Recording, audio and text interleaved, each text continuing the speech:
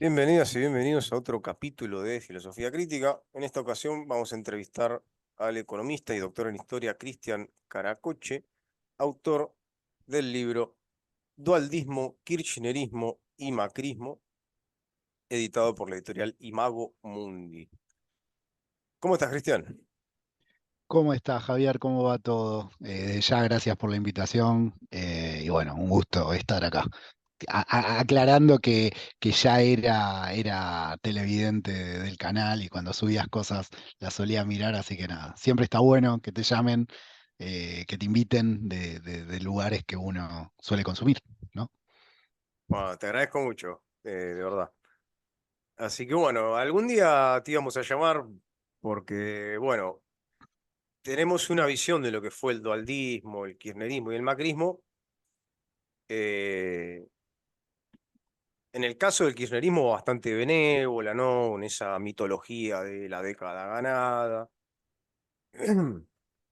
Pero hay pocas visiones que son de izquierda y que aborden este proceso, ¿no? Eh, Primero preguntarte qué te llevó a investigar esta cuestión y después preguntarte, bueno, cuál es tu lectura o la lectura que haces en el libro de el proceso que va de la crisis del 2001 a, bueno, a Kirchner. Y bueno, ya nos ocuparemos de el gato de Macri. Bien. eh, a ver, ¿qué me llevó? Yo creo que fue como un proceso que se fue dando. Bueno, un poco una cuestión generacional, ¿no? Yo tengo 42 años, si se quiere, mi vida, entre comillas, entre muchas comillas, políticamente consciente, la viví en la posconvertibilidad, digamos. Yo todavía en la convertibilidad era un estudiante del secundario que no le importaba nada. Y bueno, obviamente, el 2001 y todo lo que vino después, si se quiere, despertó cierta curiosidad por las cosas que pasaban. Yo cuando se dio todo el proceso del 2001 y el posterior kirchnerismo, el dualismo y después el kirchnerismo, yo estudiaba administración, yo hice primero la carrera de administración. Y todavía estaba como medio desconectado hasta casi terminando la carrera de administración de las cuestiones políticas. O sea, estudiaba básicamente por una salida laboral, por decirlo de alguna manera. Y ya en la última parte de la carrera estaba repodrido de la carrera y ahí empecé a estudiar economía. Básicamente por toda esa cuestión de la curiosidad que me dio todo ese proceso político que fue el 2001, el dualdismo y la posconvertibilidad, ¿no? En ese sentido, bueno, como que fue un golpe. Y creo que a muchos investigadores de esa generación, bueno, nos pegó fuerte por ese lado, ¿no? Allá hayan estado más cerca o más lejos de lo que fue la jornada del 2001 y la activación política posterior, nada, es un proceso que es difícil que te pase por al lado y que no te despierte nada, ¿no? Creo que esa fue un poco la razón de por qué por qué empecé a estudiar ese periodo y la inclusión del dualismo en eso. Yo creo siempre, a ver, no soy el único, pero sí soy uno de los pocos que incluyen en el estudio de la posconvertibilidad el dualismo, ¿no? Porque la gran mayoría de estudios que hay sobre la posconvertibilidad es como que arrancan desde Néstor. Y si se quiere, como que de ahí arranca la película, ¿no? Yo trato en mi libro, nada, sin obviamente, soy marxista, estoy en contra del modo de producción capitalista, pero en la explicación histórica necesariamente le quiero dar un lugar al dualismo porque si no se cae en ese cuento mágico, en ese relato inaugural, por decirlo de alguna manera, que bueno, un día vino Néstor, un tipo bueno, patagónico, y quiso hacer de repente que todo sea lindo y todo sea fantástico. Y no, bueno, no se puede entender al kirchnerismo sin el macrismo. Como anécdota, yo tengo un amigo que él es de Capital, yo vivo en Temperley, con Urbano, y cuando viene de Capital a mi casa siempre hace el mismo chiste que dice, me gusta venir acá porque paso por la cuna del kirchnerismo, básicamente haciendo alusión a que cuando viene de Capital pasa por Banfield, ¿no? Eh, y pasa por Banfield, que es el lugar donde nació, no sé si nació o donde siempre vivió Dualde, ¿no? Eh, en El ese sentido, Sabeca de bueno, Banfield.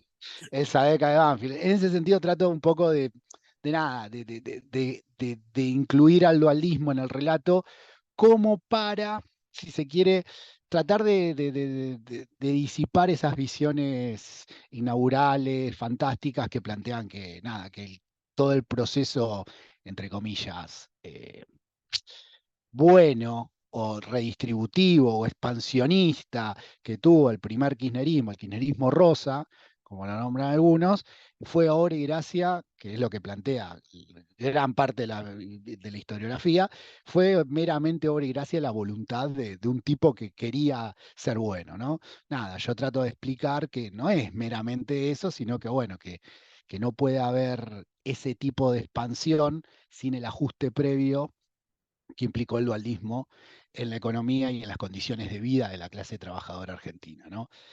Eh, Básicamente esa es la finalidad de meter al dualismo.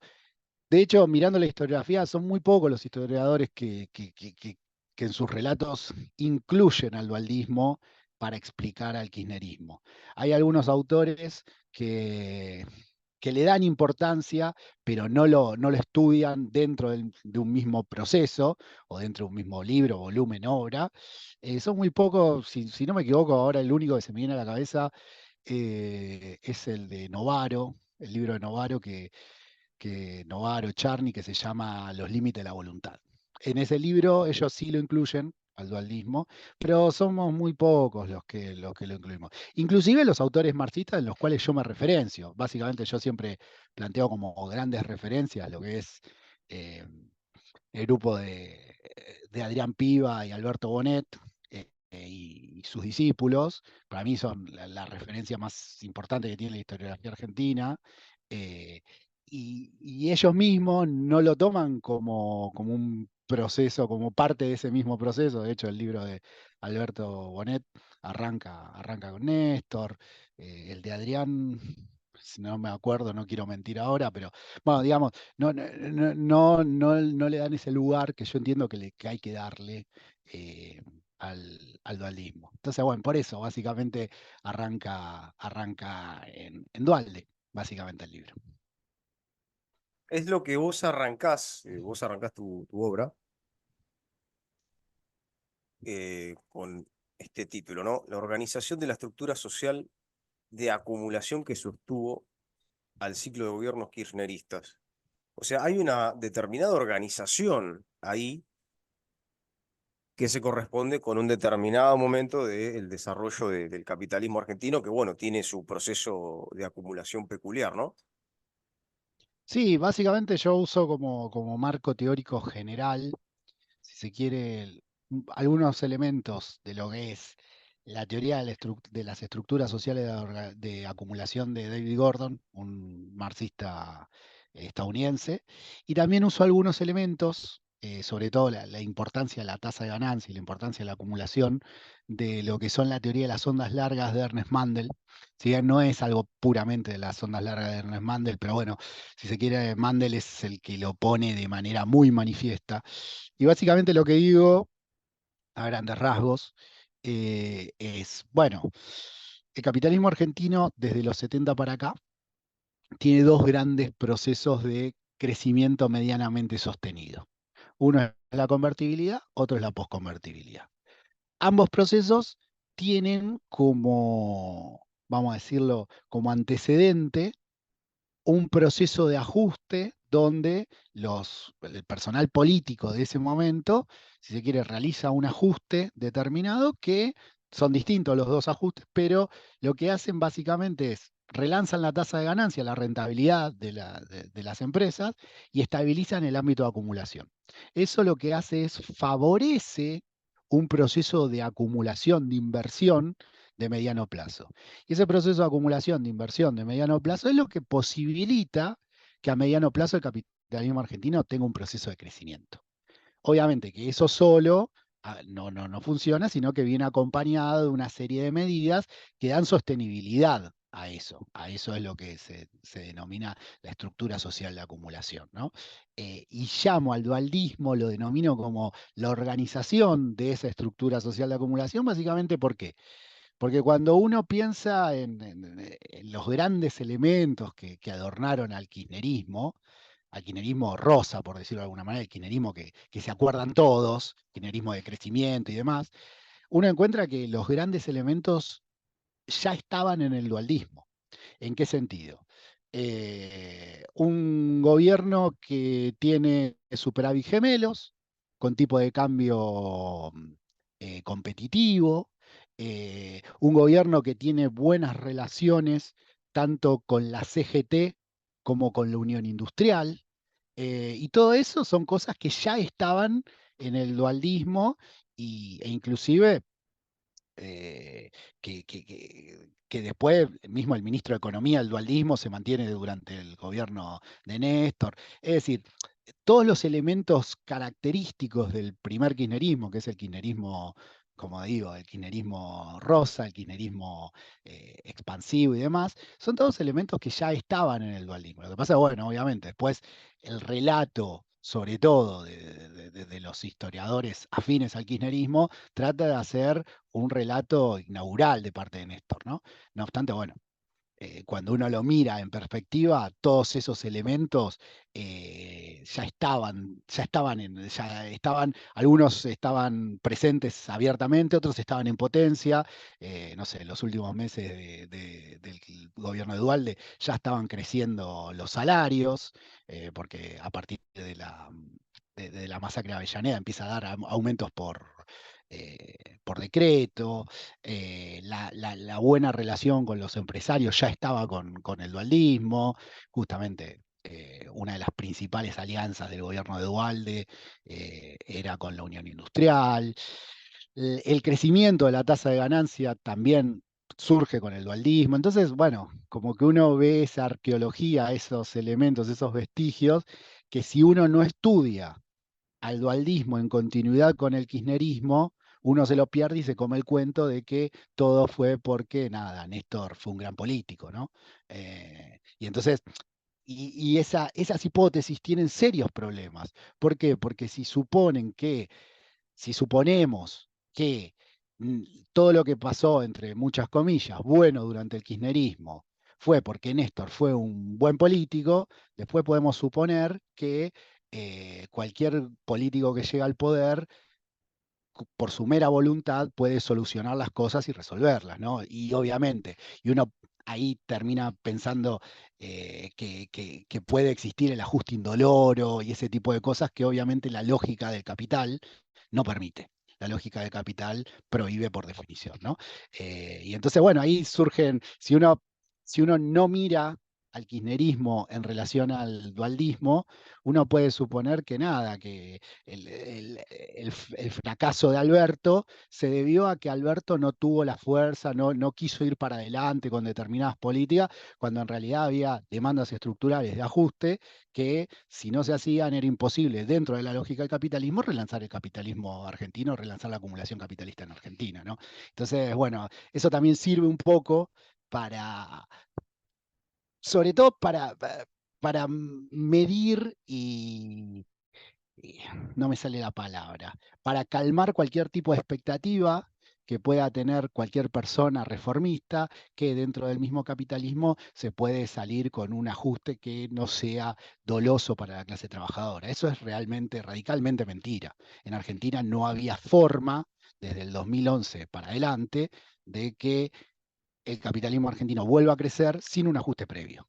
Es decir, no había manera, no existía la forma, salvo de que, no sé, aparezca un recurso natural demasiado abundante que sigue sin aparecer, o que se dé alguna cuestión a nivel global que genere un hiperincremento del precio de las materias primas, pero no había manera de que eso ocurra. Y eso también un poco, a su vez, también explica por qué tanta gente, si se quiere, terminó como desesperanzada ¿Por qué? Porque esperaba quizás en Alberto que como Néstor en su momento había querido, comiéndose este cuento, ¿no? De que todo dependió de una decisión de Néstor, como Néstor había querido hacer un crecimiento económico, de redistributivo y demás, ¿por qué Alberto no quiso?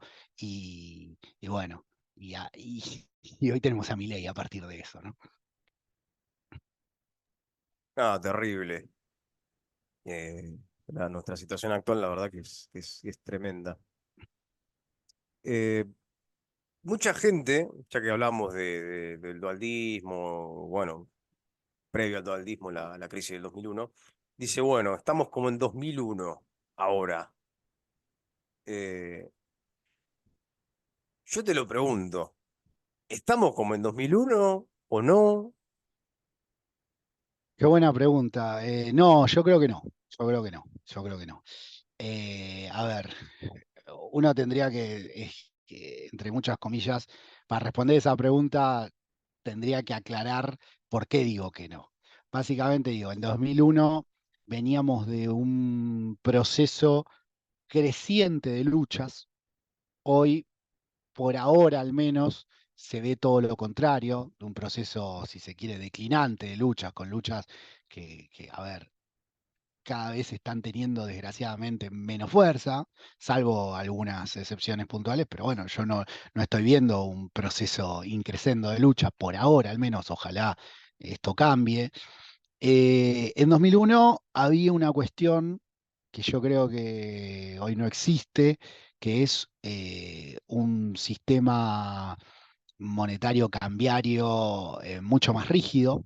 Hoy en día no existe eso. Entonces, digo, eh, el mismo capital, los mismos gobernantes pueden llegar a hacer modificaciones antes de que explote todo por los aires. En el 2001 había un nivel de desocupación mucho más alto que el que hay ahora, lo cual no quiere decir que en el futuro no lleguemos a ese nivel de desocupación, pero hoy por hoy no está ese nivel de desocupación. Y algo muy importante, que en el 2001 eh, tampoco, tampoco había, que hoy hay, más allá de que haya ciertos recortes, pero hay redes de contención del tipo subsidios, red de contención contra el hambre más básica, que bueno, en el 2001, al haber mucha desocupación y no haber esa red de contención, la bronca explotaba con hambre lisa y llanamente. Hoy hay hambre, pero tiene ciertos paliativos que en el 2001 no los tenía. Dicho esto, ¿podemos ir hacia un proceso de luchas creciente como el 2001? Sí, sin lugar a dudas. No estoy diciendo con esto que el partido ya está jugado. Digo, podemos ir hacia eso. Lo que pasa es que, bueno, hoy en día todavía yo no veo eso. A ver, yo le digo a todo el mundo lo mismo. Eh, las maderas están secas y están listas para que cualquier chispa las prenda fuego. Pero bueno, todavía esa chispa todavía no apareció. La bronca está, hay gente que tiene bronca. No obstante, a diferencia del 2001, también hay mucha gente que, guste o no, está teniendo esperanzas. Todavía. Vamos a ver más cercano a fin de año si esa esperanza se mantiene. Todavía hay gente que tiene esperanza y un elemento importante, yo también desgraciadamente lo tengo que decir, las chances de que a Milei le salgan bien todo este proyecto de estabilización que tiene no son cero. ¿Qué quiero decir con esto? Es posible que le salga bien. Y si les llega a salir bien, eh, nada, estamos ante un problema en lo que son las bases estructurales, culturales del capitalismo argentino, ¿no? Yo hago siempre el chiste de que si a este tipo le sale bien la estabilización, se puede tirar hasta legalizar el casamiento entre hermanos, ¿no? Digo, si le sale bien. Lo tenemos Obviamente que como en los 90 al turco. lo 4 tenemos años como, más si hasta a que este tipo, explote todo y claro, bueno. claro, si le sale bien, ese Oh, es un problema, podemos que llegar a salga estar, mal, por favor. claro, podemos llegar a estar ante las puertas de una nueva, entre muchas comillas, entre una nueva hegemonía. A ver, en los 90 hubo una hegemonía individualista, conservadora. Estoy tomándome algunas licencias, ¿no? Con el término hegemonía. Quiero decir, como, si se quiere, no quiero, pero bueno, Querido Gramsci por el gobierno, ¿no? Que sí, Gramsci cultural encima lo escriben con K, como si Gramsci fuese kirchnerista, una cosa de loco, pero bueno, sí, sí, sí. No, en esta locura estamos viviendo. lo que quiero decir es eso, que si le llega a salir bien en términos económicos y logra cierta estabilidad y esa estabilidad en algún momento deviene en algún tipo de crecimiento económico, eh, este sentido común, si se quiere, noventoso, puede volver en algo parecido a eso, ¿no? Individualismo, libre mercado, tendencias más conservadoras, que guste o no, y esto cabe decirlo, el kirchnerismo, y ahí no el dualismo, sino el kirchnerismo, y ahí el kirchnerismo se diferenció fuerte del dualismo, en plantear una impronta, vamos a llamarla entre muchas comillas, progresista, donde, por ejemplo, nada, se reprimía, pero reprimir estaba mal visto socialmente y las represiones que hace el kirchnerismo tiene la necesidad de esconderlas, por ejemplo. Cosa totalmente contraria a lo que está pasando hoy en día, que las represiones, entre comillas también, vamos a usar esto, carpan electoralmente. Es decir, durante el kirchnerismo tuvo muchos muertos en represión de protestas sociales, no obstante, había un esfuerzo desde el gobierno en tratar de esconderlos, tratar de disfrazarlos. ¿Por qué? Porque ante la sociedad esos muertos no caían bien.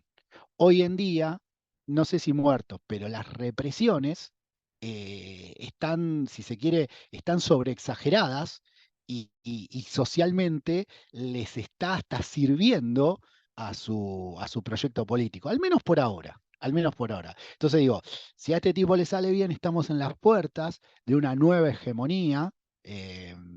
No quiero usar en vano esa palabra, pero bueno, de una nueva hegemonía liberal, individualista, mercadocéntrica, todo lo contrario a esa hegemonía, a esa impronta que se implementó durante el kirchnerismo, si se quiere, progresista, que ponga en el centro, al menos en los discursos, ¿no? A los derechos humanos, a la redistribución de riquezas. Entonces, bueno, estamos en un problema. Yo lo simplifico diciendo, si a este tipo le sale bien, tenemos un pasaje al medioevo en términos culturales. Y eso es bastante preocupante, ¿no? Nada, ojalá que le salga mal. Todo indica que tiene más chance de que le salga mal que otra cosa, pero si de rebote, Las chances no son cero. exactamente, Yo quiero dejar en claro eso. Las chances no son cero. No me animo a decir, bueno, tiene un 53%. No, no, no. claro, Lo que quiero decir es, las chances no son cero y si le llega a salir bien, no tenemos que sorprendernos, porque hay chances claro. efectivas de que al tipo le salga bien. No sé cuánto, no sé, no pongo valores, no pongo proyecciones, pero no descarto la posibilidad de que le salga bien, porque, a ver, se da una situación que es bastante llamativa, un poco volviendo a lo que charlamos hace 5 minutos, de que yo hace un rato decía, bueno, desde los 70 para acá hubo dos grandes procesos de crecimiento sostenido, la convertibilidad y la posconvertibilidad. Ambos dos procesos, también lo dije, se vieron precedidos de un ajuste de larga escala, ¿no? En los 90 fue el ajuste de Menem y el posterior crecimiento que se da con la convertibilidad. En los 2000 fue el ajuste de Dualde y el posterior crecimiento que empalma Néstor. Ahora bien, esos dos procesos, esas dos ondas largas de crecimiento, se vieron, como dijimos, se vieron precedidos de grandes ajustes y esos grandes ajustes se vieron precedidos de grandes crisis. Un poco las crisis ahí operaron, la crisis de la hiperinflación y la crisis del 2001, operaron, si se quiere, como shock que dejan a una sociedad, si se quiere, totalmente indefensa y que permite esa sociedad un ajuste de fondo. Bueno, acá no hubo una crisis de gran escala, no hubo una hiperinflación, no hubo un 2001. No obstante, lo que sí hubo, y eso es muy preocupante, fueron más de 10 años de larga decadencia, de larga malaria. A ver, Argentina del 2011 más o menos para acá no tiene un proceso de crecimiento. Y entonces, y es más, y en los últimos 6 7 años ni siquiera un proceso de crecimiento, un proceso de larga agonía. Entonces ese proceso, mi hipótesis hoy en día es que guste o no, ha dejado a la sociedad en cierto shock, en cierta situación de nada, de indefensión, no sé si lo dije bien la palabra, pero en una situación donde se permiten cosas que estas mismas cosas en el 2015, si las llevaba adelante Macri, lo ponía a Macri automáticamente arriba del helicóptero, ¿no? Y bueno, y hoy en día se permiten, la sociedad permite este tipo de ajustes sin las consecuencias que hubiese tenido en otro momento histórico. Entonces, bueno, eso también es preocupante, ¿no? Porque, bueno, estamos ante una sociedad que guste o no, de una u otra manera, se está bancando este ajuste y no se lo está bancando, si se quiere, con las respuestas que uno esperaría.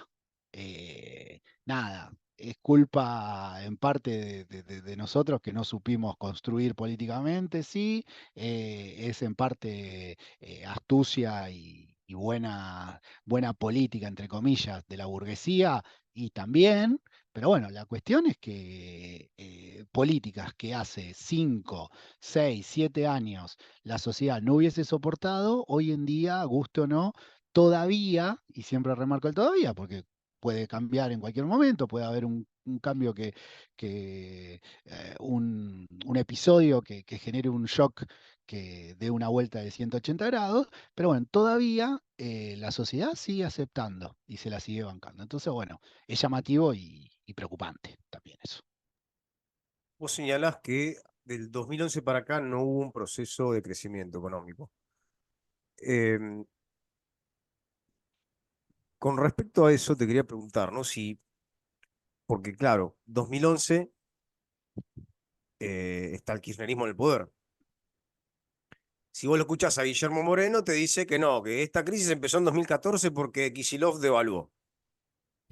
Y el relato kirchnerista rosa que vos mencionás es, bueno, hubo una década ganada hasta que ganó Macri, vino Caputo, nos endeudó a 100 años, lo cual es cierto. Se fugaron la guita, se fumaron las reservas del Banco Central, 15.000 millones, y ahí empieza la crisis que tenemos ahora, que fundamentalmente es financiera. Eh, Primero preguntarte, bueno, sobre cuál es tu postura frente a estas afirmaciones. Y segundo, bueno, si fue realmente una década ganada, como dice el relato Rosa, o no. Bien. Una década ganada y depende qué se puede tomar. A ver, para el capital es una década ganada, sin lugar a dudas, porque fue el periodo donde más subió su rentabilidad. Inclusive los niveles de rentabilidad, dependiendo del indicador que tomemos, tasa de ganancia, masa de ganancia, dependiendo, o están parecidos a los 90 o están por encima de los 90. Es decir, para el capital, sin lugar a dudas, es una década ganada. A ver, para la clase trabajadora, fue una década donde hubo una cierta recuperación, pero que no es que se superaron por mucho los niveles de los 90. A ver, se recuperó un poquito más, poco menos, pero no mucho más. O sea, para la clase trabajadora hubo una recuperación en relación al 2002, eso sin lugar a dudas, pero yo siempre uso la metáfora de que, bueno, Dualde nos sacó el bloc de hojas entero y Néstor lo fue repartiendo de una hoja. Ahí podemos decir, y bueno, una década, no, hubo una recuperación a la debacle que fue el 2001-2002, pero no es que pasamos de ser un país subdesarrollado a vivir en un país nórdico, eso sin lugar a dudas. Después, la crisis. A ver, los problemas de lo que yo denomino estructura social de acumulación ya se veían un poco traslucidos en el 2008-2009. No obstante, de una u otra manera se pudieron mantener, si se quiere, tras bambalinas, se pudieron esconder, por decirlo de alguna manera, hasta 2015. Pero ¿dónde se notaba que ya había serios problemas en la economía argentina? Básicamente, lo más superficial que se veía fue una doble ruptura que tiene Cristina en el 2011. Una doble ruptura con un episodio muy puntual. Cuando Cristina gana con el 54%, lo primero que dice, si nos vamos a los discursos de aquella época, lo primero que dice es, acá se vienen tiempos de sintonía fina. ¿Qué quiere decir de sintonía fina? Básicamente se viene algún tipo de ajuste. Ya ahí Cristina estaba diciendo que el modelo, el kirchnerismo que venía hasta ahí, el kirchnerismo rosa, por decirlo de alguna manera, requería algunos tipos de reajuste para relanzar la acumulación. Y a su vez se dan dos rupturas entre el 2011 y el 2012. Bueno, la sintonía fina, que después no se termina de imponer, pero aparece el cepo, aparece una serie de cosas que expresan esa necesidad de sintonía fina, y a su vez en lo que son relaciones políticas, sea primero la ruptura de Cristina con Moyano. Moyano ahí pasa a ser el cuco del kirchnerismo. Pasó de ser el principal aliado o uno de los principales aliados, a ser el cuco del kirchnerismo. Básicamente porque Moyano venía teniendo ciertas reivindicaciones, venía ganando ciertas cosas para el movimiento obrero, siempre en los límites del capitalismo y de la cogestión, por decirlo de alguna manera, pero ya en el 2011 Cristina dice, bueno, hasta acá no hay más para dar. Primero se pelea con Moyano y a los 6, 7 meses, 8 meses también rompe con la Unión Industrial. Entonces, a ver, los dos grandes aliados, si se quiere, que tenía ese corporativismo kirchnerista, que era el Estado, que arreglaba los techos paritarios con Moyano y que a su vez arreglaba la participación empresarial con la Unión Industrial, es como que ese tridente se rompe. Y a partir de ahí uno nota en las relaciones políticas que tiene el kirchnerismo que empiezan a perder mucho lugar lo que son representaciones de fracciones y de clases sociales, y empiezan a ganar lugar organizaciones que no tenían representación ni de clases ni de fracciones. Por ejemplo, las organizaciones juveniles. Ahí es donde Unidos y Organizados, la Cámpora, empiezan a tomar un protagonismo que antes no tenían. ¿Cuál es la razón? Básicamente que ya Cristina no tenía que ofrecerle a esas representaciones gremiales, no tenía que ofrecerle a la CGT, no tenía que ofrecerle a la UIA, y entonces reemplaza eso con representantes de la juventud, los intelectuales, ahí también en ese periodo es donde toma mucha fuerza Carta Abierta, el Plan Fénix, y a su vez en ese periodo también como una cuestión que es muy chiquita, pero que cambia radicalmente, se pasa del lema crecimiento a tasas chinas, que tenía el kirchnerismo rosa, a crecimiento con inclusión social. Es decir, vamos a crecer menos, pero vamos a repartir algo. Y ahí cambia radicalmente. Los últimos 5 años del kirchnerismo, básicamente es el plan aguantar. Y bueno, después viene Macri con lo que ya sabemos. La revolución de la alegría, sí, señor. Globos para todos. Siguiendo con la cronología, ¿no? Empieza Cristina en el 2011 con la sintonía fina, este ajuste, pero con inclusión. Llega Macri. ¿Qué pasa ahí? Bien, Cristina arranca, e intenta arrancar, y arranca primero con una propuesta de quita de subsidios y demás, etcétera. Viene la masacre de Once y eso se ve un poco truncado en el medio. Y a su vez, nada, ahí aparece lo que es el plan Aguantar, que básicamente fue ajustar puntualmente algunos sectores, nada, impuesto a las ganancias a la cuarta categoría, aumento de algunos impuestos, y llegar al final como sea. En el medio hubo una devaluación fuerte, la de Kicillof en el 2014. Básicamente eso fue aguantar sin meter un ajuste de fondo. Obviamente, el ajuste de fondo comprometía políticamente la conformación política del kirchnerismo, por decirlo de alguna manera, ese capital político que tenía el kirchnerismo. Bueno, Macri arranca entendiendo estos problemas. El kirchnerismo también lo entendía, al menos las figuras más conscientes del kirchnerismo entendían que si no, ¿por qué van a decir venía Sintonía Fina, ¿no? Después, por cuestiones políticas, eso naufragó, pero entendía la necesidad que exigía el capitalismo de ajuste. Macri entendía esas necesidades y arranca en una lógica de, de gradualismo. Es decir, no avanza directamente a ajustar todo a la vez, pero arranca con ese gradualismo de que empezó quitando subsidios de a poco, que esto, que el otro. ¿Qué es lo que pasa? Ese gradualismo en algún momento, 2016, 2017, en el 2017, intenta generar una aceleración de ese gradualismo después de ganar las elecciones. Manda la doble, la reforma tributaria, la reforma previsional, diciembre del 2017, piedrazos en las famosas 14 toneladas de piedra en la Plaza de los Dos Congresos. Y en el 2018 se le cruzan un montón de cosas. Además de la debilidad política con la que sale de esa reforma previsional, se le cruza que nada, suba de tasas a nivel global, y eso lo obliga a ir a pedir financiamiento al Fondo Monetario. Eh, una cosecha muy mala, por lo tanto le faltaba todavía más dólares. Y todo este esquema de gradualismo era muy deuda dependiente. ¿En qué sentido? La deuda ahí, de nuevo, para evitar el voluntarismo histórico que abunda mucho en los sectores kirchneristas. Macri no es que se endeuda porque es un, y no solo en los kirchneristas, hagamos mea culpa también, en la izquierda hay mucho de eso.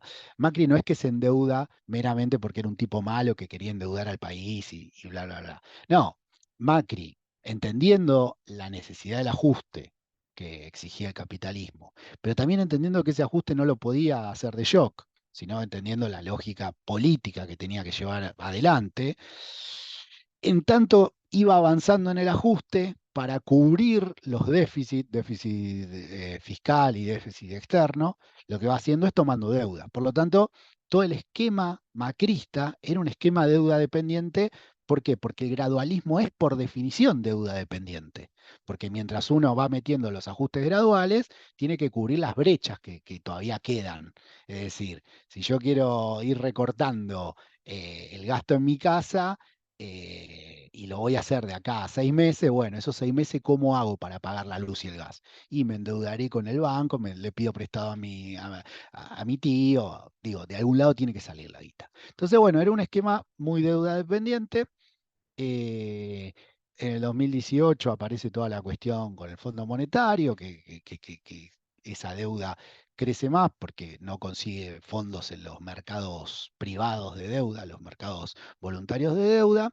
Y bueno, y se dan los procesos de fuertes devaluaciones, porque hasta el 2000, o sea, Macri metió una devaluación fuerte al principio y después de 2017 no metió grandes devaluaciones, y en 2018 y 2019 se dan un par de fuertes devaluaciones y ahí se le fue, si se quiere, al tacho la posibilidad de reordenar el capitalismo argentino como lo venía pidiendo el capital para volver a invertir. Eh, y todo termina, bueno, hay 2019, ya cuando el peronismo empieza a oler esa sangre, dice, bueno, quedémonos en el molde, que la choque un poco, y nosotros volvemos 2019, ¿no? En 2019, bueno, Alberto, ahí fue un gobierno, entiendo yo, de muchas idas y vueltas, ¿no? Yo planteo en el libro a Macri como un intento trunco de relanzar al capitalismo argentino. ¿Qué quiere decir eso?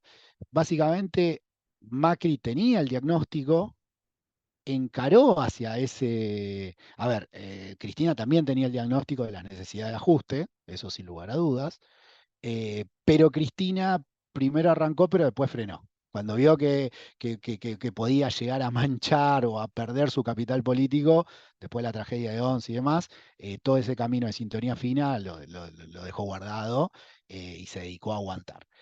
Macri, entiendo que todo su mandato intentó ir hacia ese ajuste, obviamente que las relaciones políticas, las relaciones de resistencia que hubo socialmente, no lo dejaron.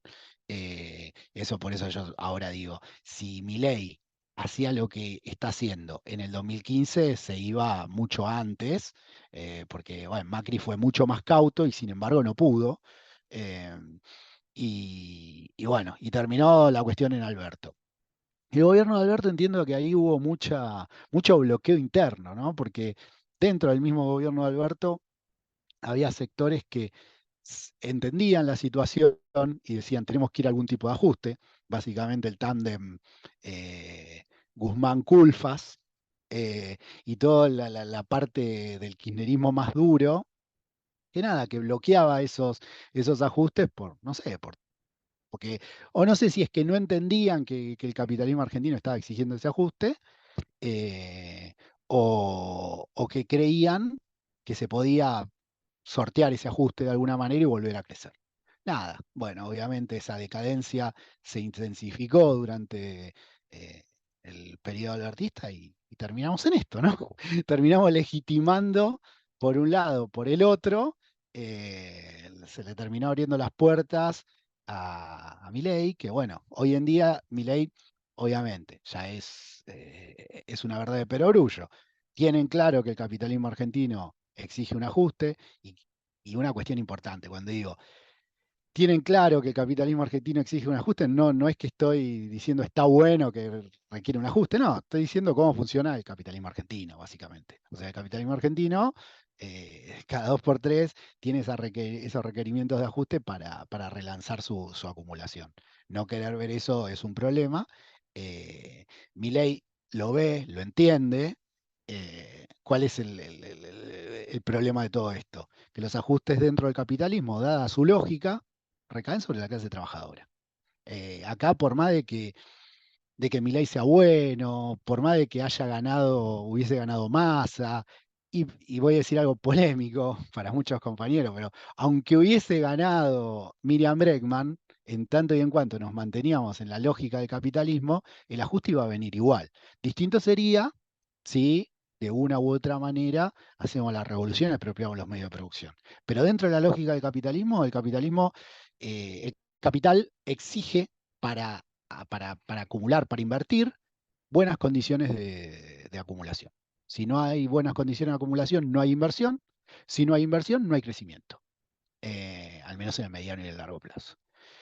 Entonces, bueno, ¿cuál es el problema acá? ¿Cuál es el eje de todo?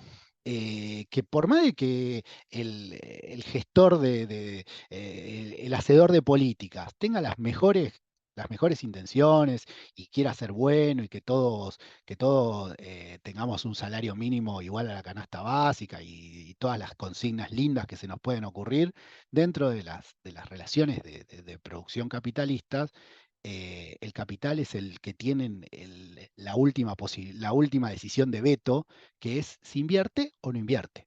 Entonces, salvo que les expropiemos los medios de producción a capital y decidamos nosotros cuándo invertir y cuándo no, para hacer que el capital invierta y por lo tanto para abrir la posibilidad a que haya un crecimiento de mediano plazo, el capital tiene que recibir buenas condiciones de valorización. Y buenas condiciones de valorización, dicho en criollo, implica peores condiciones de vida, al menos en el corto y en el mediano plazo, peores condiciones de vida para la clase trabajadora.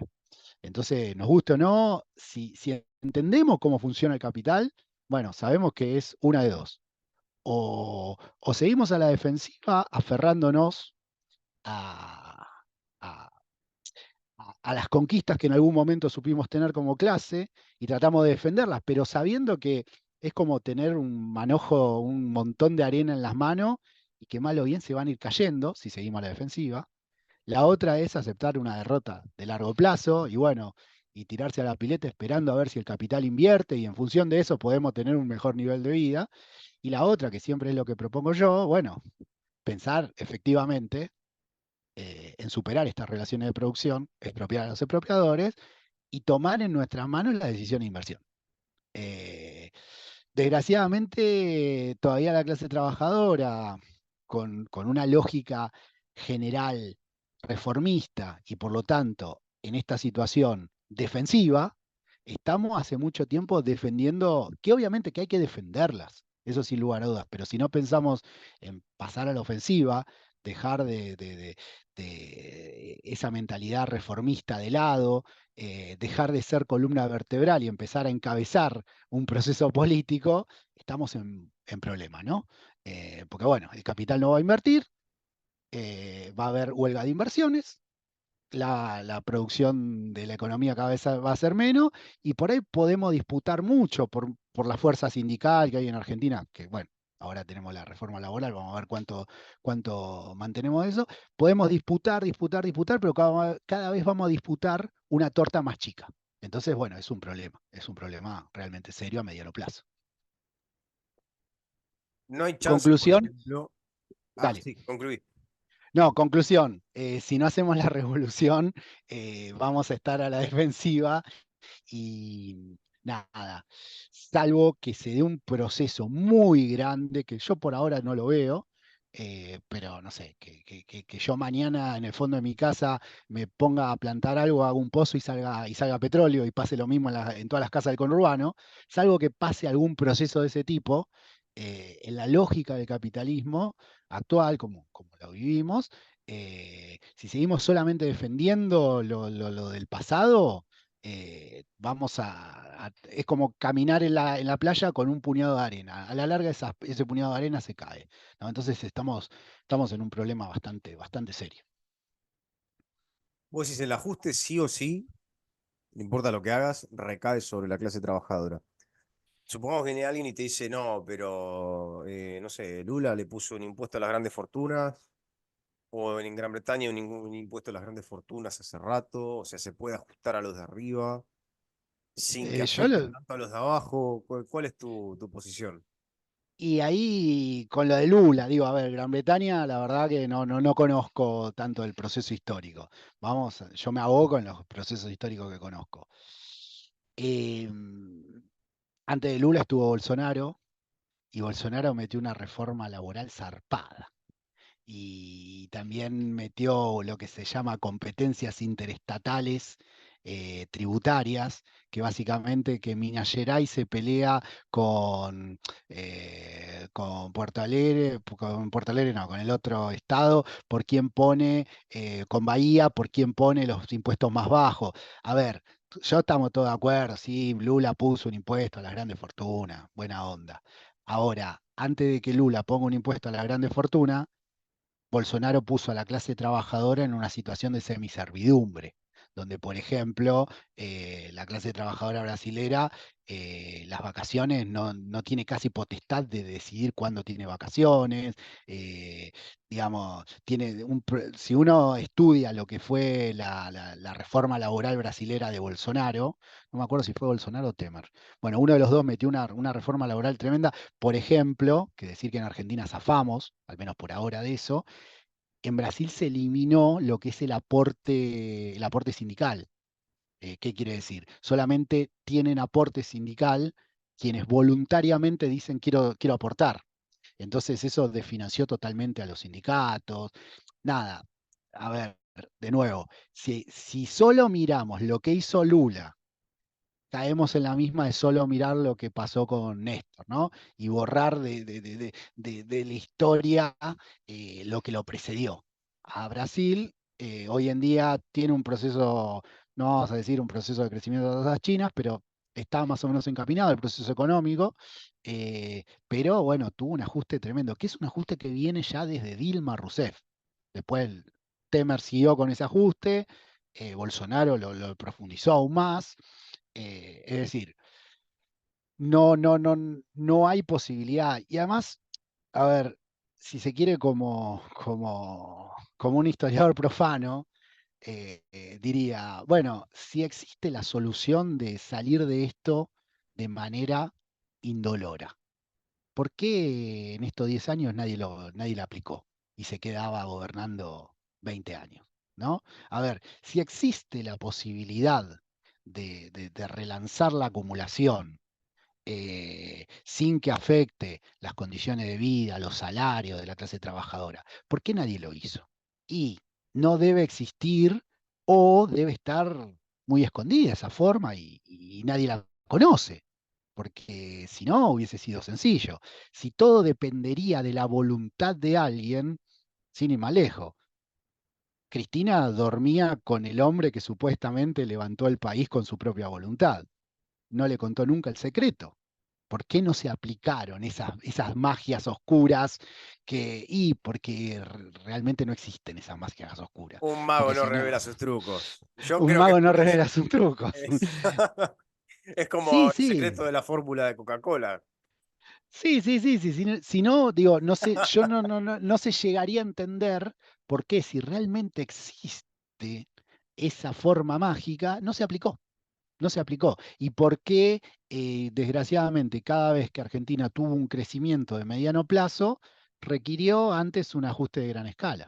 Es decir, uno no puede creer, va, salvo hay gente que sí, que lo cree, ¿no? Que todos los políticos son todos idiotas, y que bueno, y que les gusta tirarse tiros en los pies. Y entonces todo, o no hacen nada y no hay crecimiento económico, o meten un ajuste en pos de lograr un crecimiento posterior y se prende fuego con ese ajuste. Son todos idiotas. No, no son todos idiotas, justamente. A ver, hay que ver si ese ajuste es sostenible en términos sociales y políticos. El ajuste actual no sé hasta qué punto será. La verdad, hoy en día podemos decir todavía sigue siendo sostenible. Hay que ver cuánto tiempo más. Hay que ver si este diciembre, cuando la gente no tenga nada que poner en la mesa, se sigue quedando esperando de que venga el futuro de las inversiones y Milei con los dólares. Nada, por ahora sigue siendo sostenible. Vamos a ver cuánto tiempo más es sostenible. Ese es el tema. Yo no conozco una manera de que se pueda hacer un relanzamiento, entre comillas, indoloro. Quizás si alguien lo conoce, estaría bueno que nada, que lo escriba, que dé ejemplos históricos de esos relanzamientos indoloros y lo discutimos, ¿no?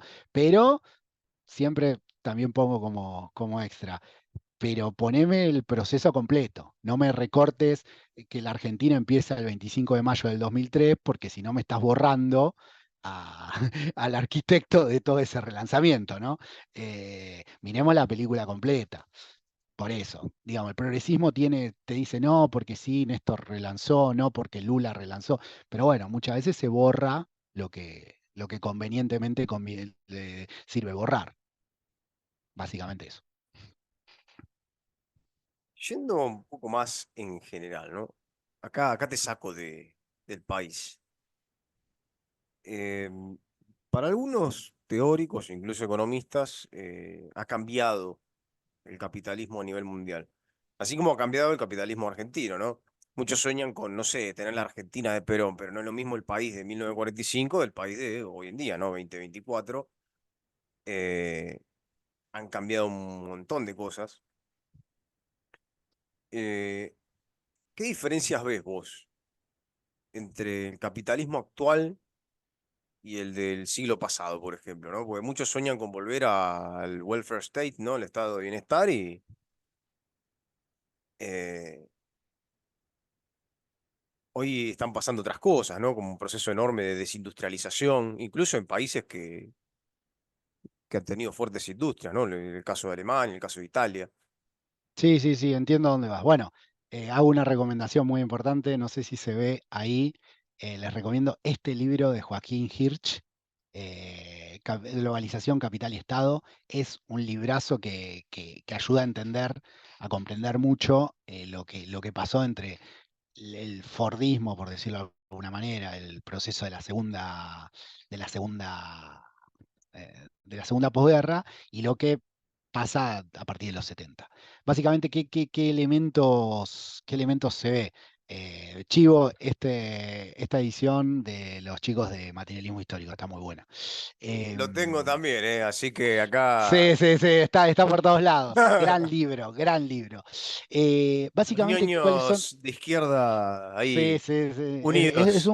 Es un gran libro que ayuda a entender mucho cuáles fueron los quiebres, básicamente. A ver, por un lado, podemos decir que las fronteras, que nunca fueron fronteras estrictas, ¿no? Se terminaron de desdibujar y se pudo empezar a producir cualquier cosa en cualquier parte y que llegue a cualquier otra parte. Y entonces eso, ¿qué es lo que rompe? Muchas de las inversiones que antes había en Argentina o en mercados grandes se radicaban en esos países para venderle a esos mercados. ¿Por qué? Y porque si producías en China era muy costoso traerlo por barco a Argentina y además había muchas dificultades aduaneras para entrar esos productos en Argentina. Entonces, ¿qué hacían las empresas? Muchas querían vender en Argentina, venían y producían en Argentina. Bueno, hoy en día ya se desdibujó todo eso, entonces se puede producir en cualquier lado, traerlo de manera barata y por las mismas organizaciones multilaterales, por ejemplo la OMC, la Organización Mundial de Comercio, las tarifas aduaneras han bajado radicalmente. Por lo tanto, eso permite nominalmente, o sea, legalmente no, operativamente, poder producir en cualquier lado y vender en cualquier otro lado. A su vez, también se simplificaron mucho los procesos. Entonces, yo ya como burgués no necesito un empleado recontra calificado. Y entonces cosas que yo antes producía en mercados con mano de obra altamente calificada, ahora lo puedo producir en mercados con mano de obra no tan calificada y eso permite de una u otra manera deslocalizar producción. Pero lo más importante a todo esto es que toda esta deslocalización, toda esta posibilidad de deslocalización, lo que termina siendo, y eso es, porque todo esto que dije está en muchos libros de historia, pero lo importante, y ahí es donde remarco la importancia de Hirsch en todo este análisis, es que Hirsch lo que dice es que con todo este proceso se da un Estado Nacional de Competencia. ¿Qué es un Estado Nacional de Competencia? Básicamente los distintos estados compitiendo entre sí por quién atrae o quién retiene al capital. ¿Y cuál es la manera que estos estados tienen para competir entre sí por quién atrae o quién retiene al capital? Darle mejores condiciones de valorización. ¿Y qué es darle mejores condiciones de valorización al capital? Darle peores condiciones a la fuerza de trabajo para su reproducción, ¿no? Lo que marcabas Eh, antes. lo que marcaba antes, exactamente. Pauperizar las condiciones, precarizar las condiciones de contratación, flexibilización laboral y demás, etcétera. Esto, un poco relacionado con lo que decía antes, ¿qué es lo que se ve?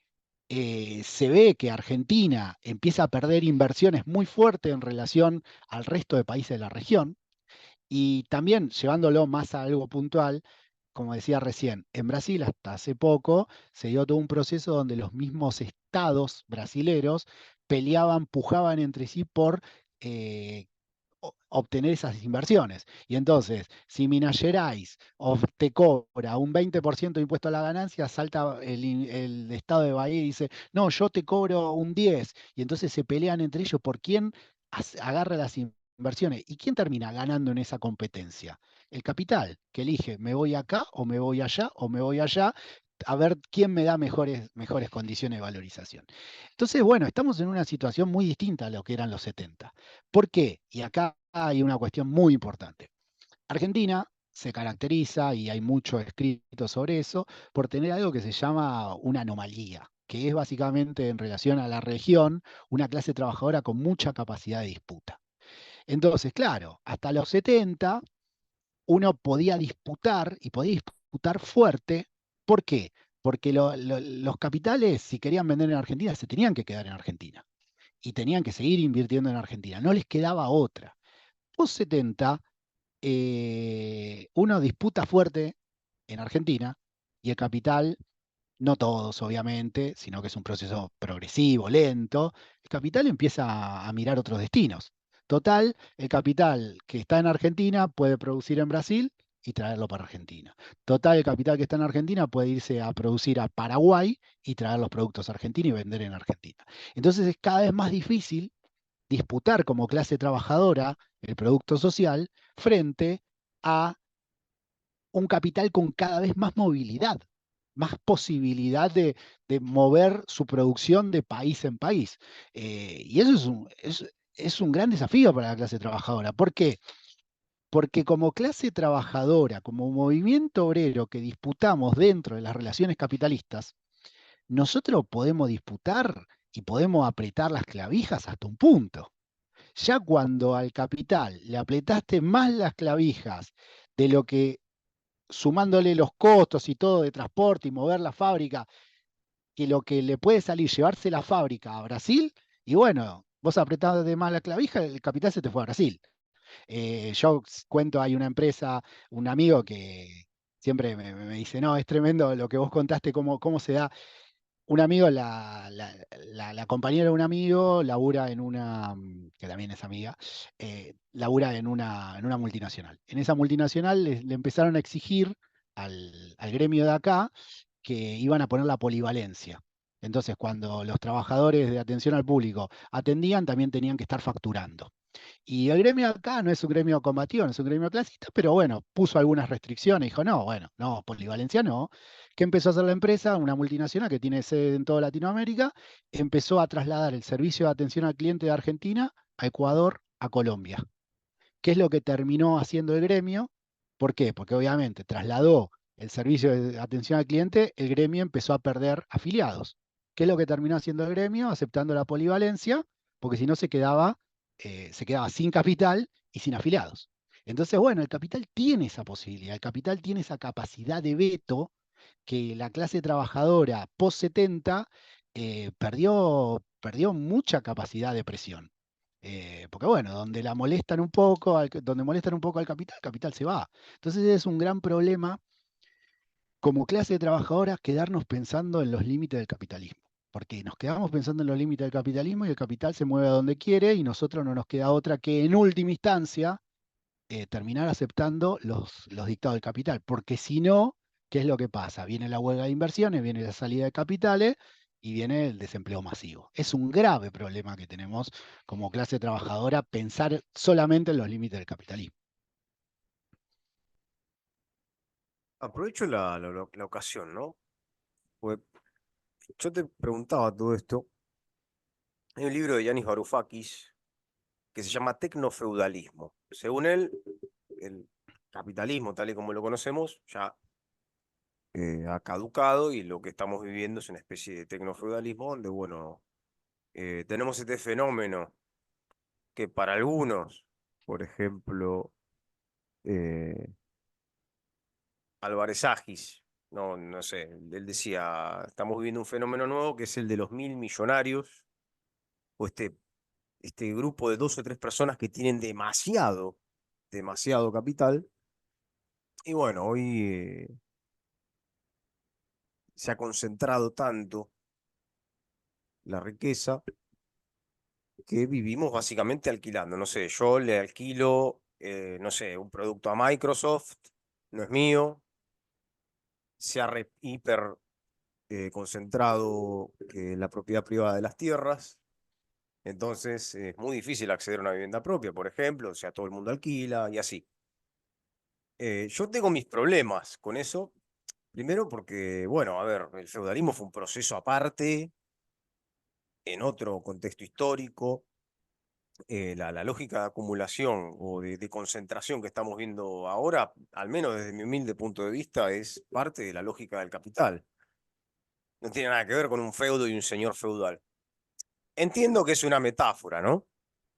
Donde uno va y trabaja la tierra que es de otro, pero bueno, en fin. Eh, para vos, o sea, vos, ¿cómo ves esto? Es cierto que hay una tendencia a la concentración, eso sin lugar a dudas.